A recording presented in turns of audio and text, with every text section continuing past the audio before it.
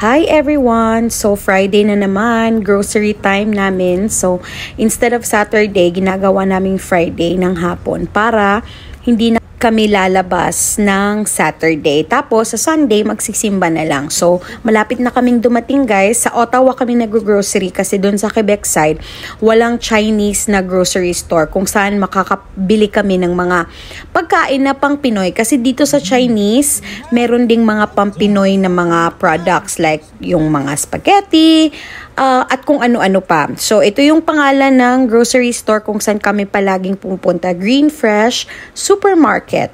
So, pasok na tayo guys. Nandito na ako sa loob. Ang unang-una kong kinuha is yung petchay kasi masarap to sa kahit ano, sa baboy, sa baka kapag nagsasabaw ka ng meat. Lalo na ngayon na winter na, palagi kaming nagluluto ng sabaw. So, punta naman tayo dito sa meat section. Kukuha ako ng carrots. So, itong isang bag, $3.99 yung price. Kumukuha ako ng ganyan. Every week, nauubos namin kasi nag-aafritada ako, nagpapansit, or nagsusotanghon. Tapos, ito kukuha din tayo ng ground pork. Usually, sa Costco kami, pero ngayon, ayoko nang pumunta ng iba pang grocery. So, bibili na lang kami dito. Okay lang din naman, $6 isang pack. Maglulumpia ako, tsaka magsusiomay. So, lagay natin 3 packs. Tapos, hindi ko pa alam kung ano pang ibang bibilhin ko. Usually kasi guys, every 2 weeks kaming nag-grocery. Pero recently, tinatry namin every week para ma-budget namin yung mga pagkain sa fridge. Kasi usually, nagpapang-abot na lang yung mga karne, hindi na naluluto sa ilalim ng freezer. So yan, kukuha ako ng potatoes. So, 2 lang kukunin ko kasi isang beses lang ako sa isang week mag-aafritada or kaldereta. So, depende, beef ba or pork or chicken. So, yun lang, 2 piraso ang kinuha ko. Tapos, punta tayo dito kasi naghahanap ako ng pansit bihon. So, nandito tayo sa aisle kung nasaan yung mga dry goods. So, itong aisle na to guys, pang Pinoy to dito. Ito, merong mga cheesy, andito yung mga pansit bihon, tapos yung katabi niya, pansit palabok. Sa kabila naman, may pansit canton. Tapos dito sa unahan, merong mga Lucky Me na pansit canton, mga sukang pinakurat, mga bagoong, mga, ayun, UFC na spaghetti sauce. Tapos ito, nakasale yung kaong, hindi pala, nata de coco pala. So, 488. So, kukuha ako ng 2 para mag-stock na ako sa bahay kasi baka gumawa ako ng fruit salad sa Pasko. So, hindi pa ako convinced kung anong kulay ang bibilin ko. So, kumuha ako ng red tsaka white. Tapos dito sa taas, merong mga Cropec guys. So, nandito yung section talaga kung saan makikita mo yung mga Filipino products. Yung Magic Sarap naman, hindi ako bumili kasi may nabibilhan kaming Walmart sa Ottawa din na mas mura kaysa dyan.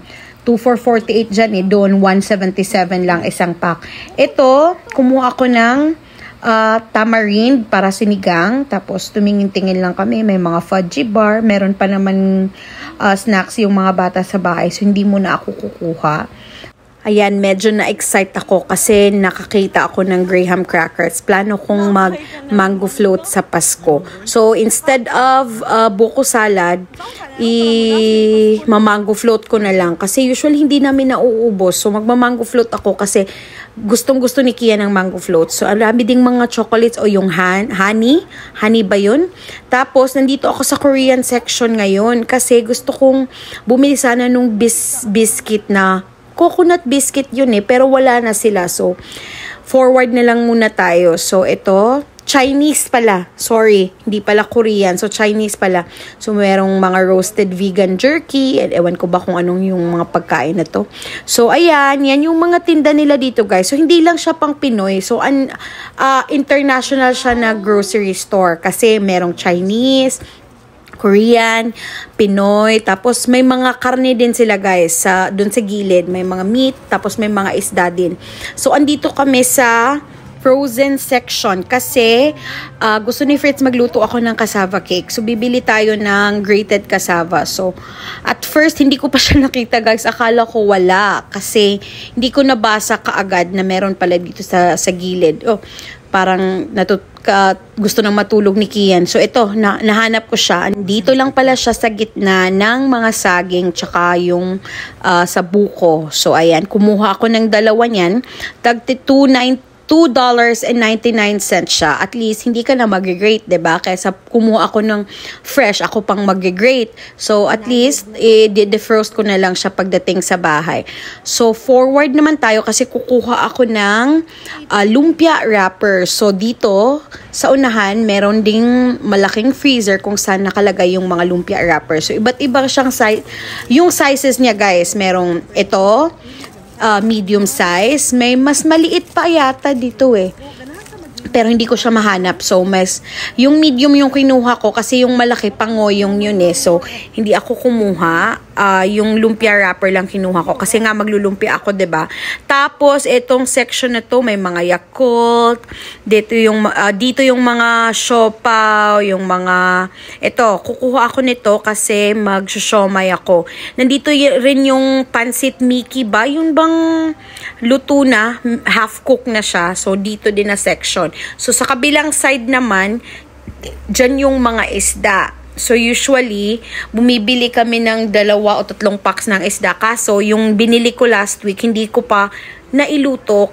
Kaya, hindi muna kami bibili. So, mag-stroll lang tayo dito, guys. Maghahanap tayo kung ano pang pwede nating bilhin. So, balik tayo dun sa mga dried goods, guys. Kasi kukuha pala ako ng coconut milk pang cassava cake ko. So, ito, nakasale siya. 2 for $3.88. So, usually, tig $2 yan. Pero, nakasale nga, so kumuha ako ng 2. Tapos yung 2, nag-uusap pa. Hindi namin sila binila ng snacks tsaka chips. Kasi nga, hindi na kumakain ng kanin. Palagi na lang biskwit. So, yun na munang sa bahay. Tapos, andito naman ako bumalik ako, guys, kung saan ako kanina. Kasi nakalimutan kong kumuha ng vanilla extract. Gagamitin ko to sa cassava cake na gagawin ko. Tapos, naglilibot-libot pa ulit kami kasi nga parang nakulangan ako dun sa kinuha kong panglumpia. So sabi ko kay Fritz, bibili muna tayo ng kahit 2 karne na i-add natin para sa meal natin next week. Kasi nga dito guys, hindi pwedeng everyday ka pumunta ng grocery, lalo na ngayon na winter. Usually, kailangan mo talagang bumili in bulk para hindi ka nalabas ng labas kasi nga malamig, 'di ba? So ito naman yung mga tomatoes nila, lemon. So nagpaplano akong bumili ng lemon kasi season na ng flu. So gusto kong may stock kami. Pero hindi ako bumili diyan kasi medyo mahal. So doon na lang ako sa may grocery malapit sa amin kasi usually mas mura doon yung lemon. Tapos kumuha ako ng eggplant kasi magtutortang talong ako. Magkano ba yun? $5 ata yung eggplant. Wala tayong choice kasi yun yung presyo. So, ito, kukuha din ako ng ginger kasi wala na kaming luya sa bahay. Palagi pa naman akong nagluluto ng sinigang tsaka beef soup. Kasi gustong-gusto yun ng mga bata, lalo na ngayon na malamig ang panahon. So, ito, kukuha lang ako ng sa taas may nakapack guys, pero kukuha ako dito sa baba lang kasi hindi naman ganun karami yung gagamitin ko sa bahay, tapos nalalanta lang, 'di ba? So kukuha lang ako ng 3 piraso niyan, tapos maglilibot-libot ulit kami kung ano pa yung kulang. Tingnan niyo naman yung tomatoes nila. So iba't ibang klase, may Romania, tapos yung isa yung pang Pinoy. Ang gaganda. Ito, kumuha din ako ng upo kasi $2 lang, $2.85. So, 3 na. So, kumuha ako kasi magluluto na lang siguro ako ng beef. Lalagyan ko ng upo. Gagawin kong sabaw. So, hanap tayo ng beef, guys. Hindi ako makapag-decide kasi, my God, ang mahal na talaga ng beef. Hindi talaga pre-presyo na less than 20. So, undecided ako kasi nga mahal. Pero wala tayong choice kasi gusto nating kumain. So, eventually, bibili ka rin kahit medyo mahal na siya. So, ito si Kia, nagdi-discuss siya kung paano daw gumawa ng ground beef. Kasi nakita daw niya sa YouTube. So, ayan yung mga ground pork. Pero, andito ako sa ground beef. Actually guys, kumuha talaga ako ng dalawa. Isang buto-buto para sabaw. Tapos isa din na meat lang para gawin kong stew. So, andito kami sa last na to. Parang andito kami sa section kung saan ako bumibili ng hair color. Kasi kahit 30 years old pa ako, ang dami ko ng white hairs guys. Kasi nga, nasa lahi namin. So, kailangan kong magkulay. Eh, yung kulay na pang Canadian, hindi tumatalab sa buhok ko. So, dito ako bumibili sa Chinese na mga color. Okay naman. Naglalast din naman ng 2 months yung hair color. So, dito ako usually bumibili. So, ayan na guys. Magbabayad na tayo. Kasi, wala na kaming maisip na bilhin. Anyways, nadadaan na naman ni Fritz yung grocery na to. Pauwi niya from work. So, pwedeng kapag may kulang, inuutusan ko na lang siya na bumili. So, ayan na. Yung mga bata gusto talaga nilang tumutulong palagi sa paglagay ng mga pinamili namin dyan sa, anong tawag ba dyan? Parang, para sa cashier, para magbayad. So, hinahayaan lang namin sila kasi gusto nilang tumulong. So, ayan na, tapos na kaming magbayad. Nagpapak na si Fritz kasi uuwi na kami. Ay, hindi pala. Pupunta pa kami sa park kasi gusto nilang maglaro sa snow. Eh, hindi na sila nalabas this week. Kasi walang pasok yung mga bata sa Quebec ngayon guys kasi naka-strike. So, 3 weeks na silang walang pasok. So, hindi pa rin sila nakapaglaro sa snow. 1 week nang panay ang snow everyday. Gustong-gusto nilang maglaro. So, dadaan muna kami sa park for 15 to 30 minutes bago kami umuwi. So, ayan na. Gustong-gusto din nila tumulong mag-pack. So, hinahayaan lang din namin kasi nga, para matuto din sila na tumulong sa mga magulang, 'di ba? So, tapos na. Pauwi na kami, lalabas na. Medyo malamig na. Kanina hindi masyado, guys, pero ngayon mahangin. Kaya, medyo mas malamig siya kaysa kanina nung pag-alis namin sa bahay. So, ito yung parking lot ng grocery store. Okay naman kasi hindi ka naman need magbayad. So, libre yung parking lot ng grocery store na to. Kasi yung iba, lalo na pag sa mall, may bayad yung parking. Dito, libre lang. Usually sa mga grocery stores, may malaki talagang parking lot. So, ayan na, pauwi na kami para maglaro sila sa park.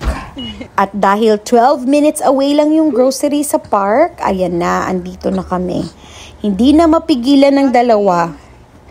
Enjoy na enjoy. Gustong-gusto nila kasi maglaro sa snow. So, hindi talaga sila nagsasawang maglaro sa snow, guys. Gusto pa nga siguro nila yung winter kaysa sa summer eh.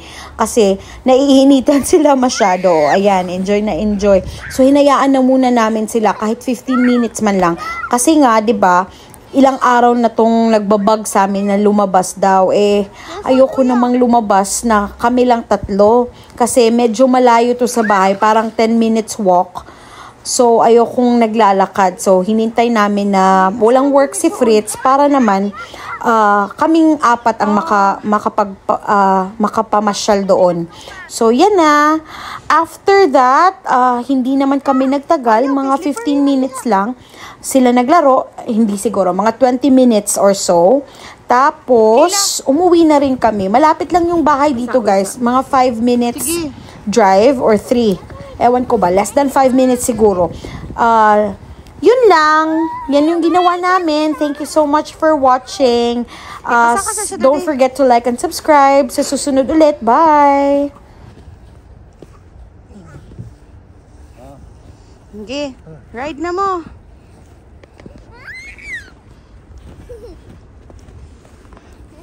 Tata!